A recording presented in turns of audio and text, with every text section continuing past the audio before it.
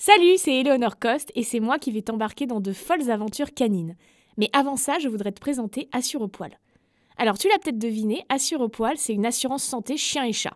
Son but, c'est rembourser ta facture chez le veto en cas de maladie ou d'accident de ton petit compagnon, mais aussi en cas de perte et de pépins divers et variés. Parce que quand ce genre de truc arrive, faut rapidement payer une blinde.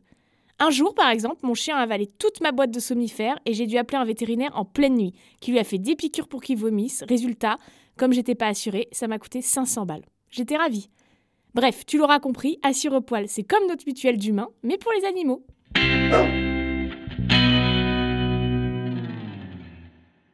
Et bonjour à toutes et à tous. Aujourd'hui, on part à la rencontre de Kenny et Caramel. Donc Kenny, en fait, j'en ai entendu parler par son histoire qui est hyper originale. Je ne vous en dis pas plus. Je ne le connais pas du tout. On s'est juste eu au téléphone. Et je suis toujours avec ma poule qui refuse catégoriquement de chier sur le bitume.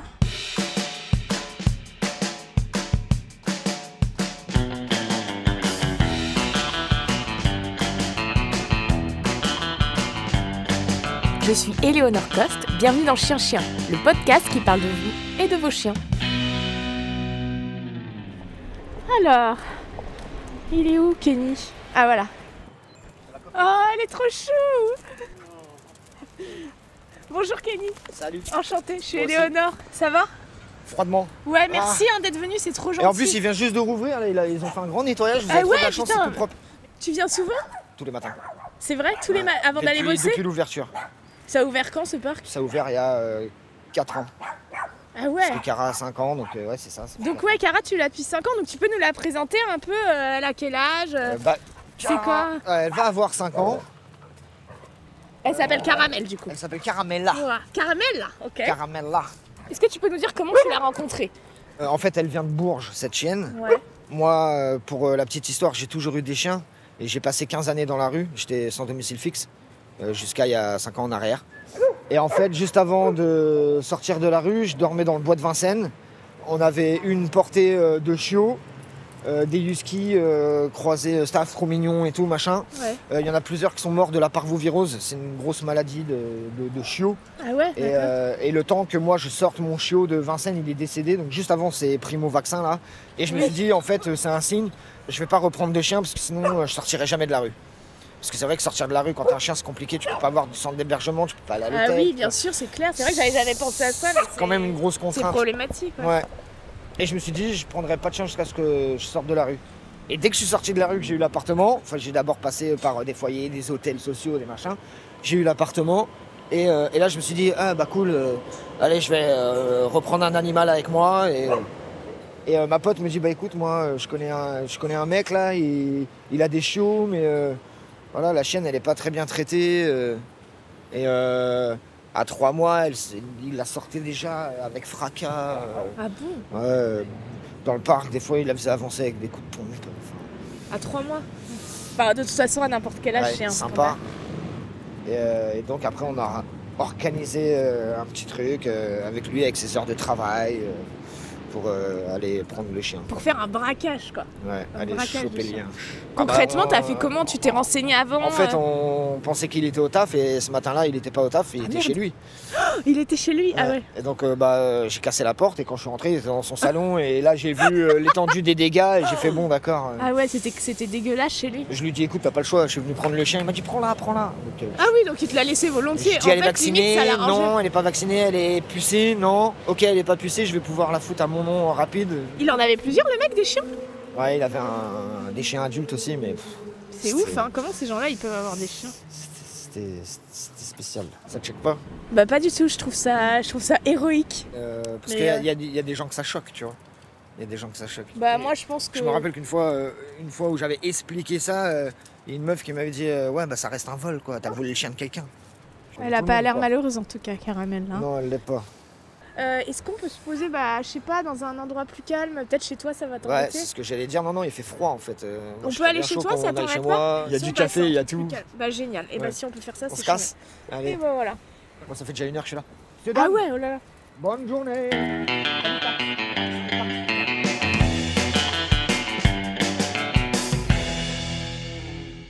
Et mon immeuble est posé sur le carrefour. Génial. Ouais. Tu fais quoi comme ça? Je suis au service de livraison à domicile, je m'occupe des clients. Ah super, tu livres les courses quoi. Non, je les livre pas, moi je m'occupe de faire les bacs. Tu fais les caisses. Je fais les caisses, tout ça, les livreurs ils partent avec.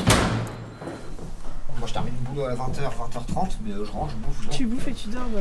Et le matin, je suis frais dispo à 7h, sortir le chien, m'occuper de mes plantes, tu vas voir, j'ai plein de plantes. Mais elle te prend beaucoup de temps, j'imagine, du coup. Bah c'est les plantes qui me prennent le plus de temps. Ah ouais, Alors on va faire un podcast sur les plantes alors. Bienvenue chez moi. Ah, merci. Oh, dis donc, c'est super. Ah oui, et en effet, t'as beaucoup de plantes. Les tomates.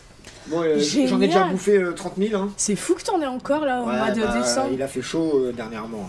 C'est dingue. Il a fait chaud jusqu'à tard. Et t'as une vue de malade en plus. Ouais, il y a la tour Eiffel là-bas. Waouh, et en plus t'as une terrasse de dingo là. Ouais. Waouh. Et là, je me mets là. Je suis comme ça. Ah ouais. Et je me dis, putain, il y a 5 ans, je dormais dans un duvet, dans un parking. Des fois, je réalise toujours pas en fait. Ouais, t'arrives C'est un truc de ouf. à profiter quand même. Au début, c'était dur. Hein. Quand j'ai eu l'appart, je dormais encore dehors des fois. J'allais voir mon pote. Ah, c'est vrai. Ouais, c'était compliqué de rester là. Je me sentais Puis enfermé, d'avoir un oppressé. appart alors que t'en as d'autres qui sont encore dehors, ça doit être difficile. Puis je travaillais pas encore. J'étais toujours au RSA quand j'ai eu l'appart. Et je sais pas, je préférais rester dehors. J'avais l'habitude en fait. Ouais, bah ouais. Le soir, je venais ici, j'étais tout seul, alors que d'habitude je suis dehors avec mes potes. Ça faisait bizarre quoi. Je me rappelle, j'avais le matelas par terre. J'avais le matelas par terre et une télé. C'est tout ce que j'avais. Et j'étais tout seul. J'avais pas Cara, j'avais personne. L'appartement était vide, j'avais pas de meubles. C'était vraiment trop chelou. Je me disais, je suis chez moi, mais va falloir que je fasse des trucs. Ouais, ça a mis du temps. Là, ça y est, j'ai passé le cap. Je vous offre un café.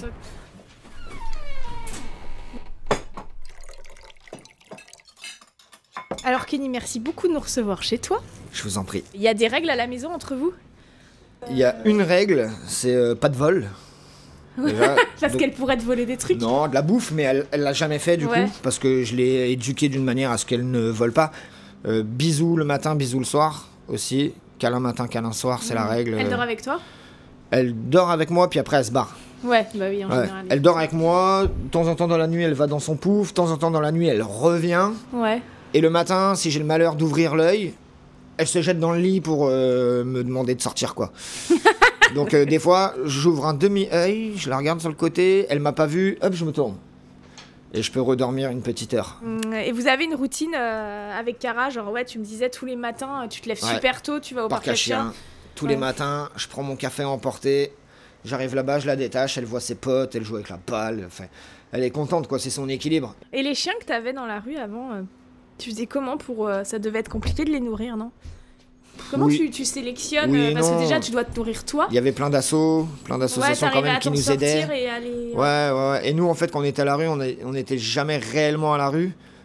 Soit on allait dans les bois avec des tentes, donc du coup on pouvait stocker des choses, ou on ouvrait des maisons abandonnées, donc des squats. On était des squatteurs. Et donc à partir du moment où t'as un endroit où tu peux te poser, les croquettes, tu peux les accumuler. Si t'as pas d'endroit et que t'as un gros sac à dos, se trimballer avec un sac de 4 kilos de croquettes, c'est relou, quoi. Ouais. Et pour le froid, ça devait être aussi... Les chiens sont plus résistants au froid que nous, hein, d'ailleurs. Bah ouais, et quand tu te mets dans la tente avec un duvet et ton chien, la tente, elle est très vite chaude. Et ça pouvait te réchauffer d'avoir aussi ton chien avec le toi. chien te réchauffe pas mal. On se réchauffe pas mal, ouais. Ça fait, il y a deux êtres vivants qui respirent dans la tente, donc c'est comme si t'étais avec ton pote. Hein. T'as vu la différence des gens vis-à-vis de toi quand t'avais un chien et quand tu n'avais pas de chien? Tu trouves que les gens étaient plus généreux avec le chien? Ouais, complètement. Ouais. Ça te choque ça? Non, ça me choque pas. Ouais, tu comprends? Ça me choque pas, je comprends parce que, surtout vis-à-vis de moi, parce que j'étais jeune, en forme, j'ai pas de toit certes, mais je suis quand même jeune et en forme, donc je peux me débrouiller pour trouver ma nourriture. Le chien, tu lui imposes de rester avec toi. Ouais, c'est vrai, donc il peut pas bouffer sans toi. Souvent, les gens me disaient tenez, je vous file 5 balles, mais vous me promettez d'acheter un truc pour le chien. Et généralement, il n'y avait pas besoin parce que quand on se posait pour faire la manche, je posais toujours une gamelle de flotte et une gamelle de croquettes avec une couverture pour que le chien... Nous, on restait plusieurs heures au même endroit. Donc les gens, quand ils passaient, ils voyaient que le chien il avait déjà de la bouffe. Ils savent qu'il est bien traité, tu vois. Et un chien, ça se voit aussi de visu quand il est bien traité, quoi. Oui. S'il a la peau sur les os, il y a des questions à se poser. Si le chien il est bien portant et qu'il est content... bien sûr. Et il y en a d'autres qui se disent t'as pas honte d'imposer ça à ton chien, voilà. Ceux-là, ils sont un peu moins tolérants du coup. En quoi vous vous ressemblez avec Cara? Bah, on est très sportif, elle est très athlétique. Ouais. Et elle est très cool, mais par contre, elle démarre très vite aussi. Et moi, c'est pareil, je suis très cool, mais si tu me trahis une fois, putain, je suis capable de te faire une grosse misère derrière, quoi. Ouais. Je suis assez rancunier. Après, ça passe, mais faut pas me chauffer, moi. Je ressemble un peu à Jésus, mais je suis vraiment pas Jésus. Oui, c'est vrai que je ressemble à Jésus. Tu me mets une tarte, moi, je vais pas tendre l'autre joue, quoi. Pouf, la réponse, elle est immédiate. Et Cara, tu penses c'est qu'elle est pareil. comme ça, ouais. Ouais, Cara, c'est pareil. Est-ce que tu pourrais dire que c'est un peu la femme de ta vie? Non, Non. c'est ma fille. Si Nana n'aimait pas Cara, tu t'irais Si pas? Nana n'aime pas les animaux tout court, déjà, on n'est pas fait pour Bah s'entendre. oui, c'est ça, ouais. On n'est pas fait pour Ouais. s'entendre, c'est mon premier critère, moi. Ouais. C'est un des premiers critères. Vraiment, c'est quasiment même le seul critère Ah ouais, que c'est j'ai. vrai, c'est un de tes premiers Si t'aimes la critères. nature et les animaux, c'est cool. Moi, une fois, j'ai rencontré une nana qui m'a dit tu sais, moi, il y a un truc que j'aime pas, enfin, je déteste plutôt, c'est les animaux. Ah ouais. Et donc, je lui ai posé la question, j'ai dit t'en as peur ou tu les aimes pas? Elle m'a dit, Oui, ah, parce non, que c'est non. différent. Parce Non, que non, j'en ai quelqu'un- pas peur, je les aime pas, ils me Oui, dégoûtent. ok. Ah bon, ok. Ouais, bon, ça On n'en est dégage. pas fait pour s'entendre, toi et Ouais. moi. Ah, elle était choquée, tu sais. Putain, je l'ai vu tellement moche quand elle m'a dit ça, j'ai dit t'es moche. C'est vrai. Bah, t'es pas belle. T'es pas belle dedans. T'aimerais bien en avoir d'autres?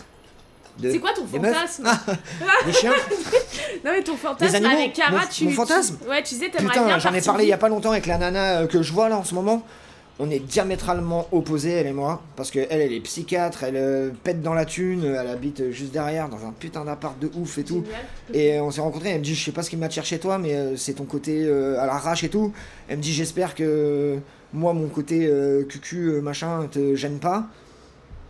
On en a alors, parlé ça te encore gêne? hier. C'est pas que ça me gêne, c'est vrai qu'on est diamétralement opposés, mais Ouais, mais les complètement. opposés s'attirent. Mais elle adore les animaux, machin, elle est comme moi, elle est complètement gaga, elle a 2 chats, machin. Et on a quasiment le même fantasme, but, rêve. Moi, c'est un grand terrain avec une belle baraque à côté d'une grotte troglodyte, tu vois, avec des chauves-souris. Je veux des chauves-souris, moi. C'est vrai? Ouais, c'est le truc particulier que j'ai. J'aimerais avoir des chauves-souris, je trouve ça tellement mignon et c'est C'est très mignon les C'est chauves-souris. très C'est mignon, marrant parce que les putain. gens en ont peur alors qu'en fait c'est trop chou. inoffensif et c'est vraiment Mais trop parce que mignon. c'est un peu c'est surprenant quoi. Ouais, quand puis ça peut s'agripper dans les cheveux, Ouais, c'est machin. ça. On a cette hantise là des cheveux. Mais l'année dernière, j'en ai vu 3 trop belles. J'ai vu le papa, la maman, et j'ai vu la plus petite chauve-souris du monde que j'avais vue de ma vie. J'ai vu, donc il sortait d'une maison en pierre, d'un trou là, comme ça, Ouais. elle partait chasser, le soleil se couchait, donc moustique et compagnie à gogo, à côté du figuier. Je vois une grosse qui sort avec un battement d'ailes bien bruyant. Je vois la moyenne qui sort derrière, donc je dis le papa, ah, la maman, et là, putain, un truc comme ça. Elle galérait trop, Vous ça se voyez voit pas que l'imitation c'était chauve-souris, elle était fameuse. c'était son premier vol. Ça se voyait. Ah ouais, et tu penses que tu pourrais en adopter comment des chauves-souris parce que c'est Bah pas les adopter, mais vivre Mais à vivre côté à d'un côté, endroit quoi. où il y en a, voilà. C'est Oh, génial. et ne pas aller les déranger, C'est la première hein. personne qui me dit ça, je trouve Je ça vais pas aller les déranger. Et donc ta nana, elle serait ok pour une vie avec à côté d'une petite Ouais, grotte. ouais, elle veut des chevaux, elle veut un poney, elle veut un âne, elle veut. Et Cara elle serait trop contente au milieu de tout ça. Ouais, de ouf. Cara, elle a l'habitude en plus. Ouais, elle aime bien tous les animaux. Ouais, ouais, ouais. On a déjà rencontré plein. Toi, si tu devais convaincre quelqu'un d'avoir un chien, tu lui dirais quoi? Il peut te sauver la vie. Toi, elle t'a sauvé la vie. Ouais, elle en fait partie. Je viens de passer par un truc terrible, moi, là. Et si j'avais pas eu Cara, je me serais foutu en l'air. C'est vrai? Ouais, il y a 1 an, là. Tu peux nous dire ou pas? Je viens de subir une rupture avec Betty, mon ex. On vient de Ouais. passer 3 ans ensemble. 3 ans qui allaient se concrétiser par un bébé. Et en fait, ça marchait pas. On a fait une FIV Ouais. qui a duré 1 an. Les médecins ont déclaré Betty stérile. Donc du coup, ça a été un peu la cause de notre séparation. Elle me disait, écoute Kenny, toi tu veux des enfants, Toi, t'en veux? va te trouver une nana qui va te donner des enfants. J'ai dit, Ouais. écoute, moi, le but ultime, c'est pas ça. Je t'aime toi, je m'en fiche qu'on n'ait pas d'enfants. On se sépare, entre autres, à cause de ça. Et elle tombe enceinte naturellement du premier gars avec qui elle couche. Ça arrive Voilà. souvent. Et, donc là, elle vient d'accoucher.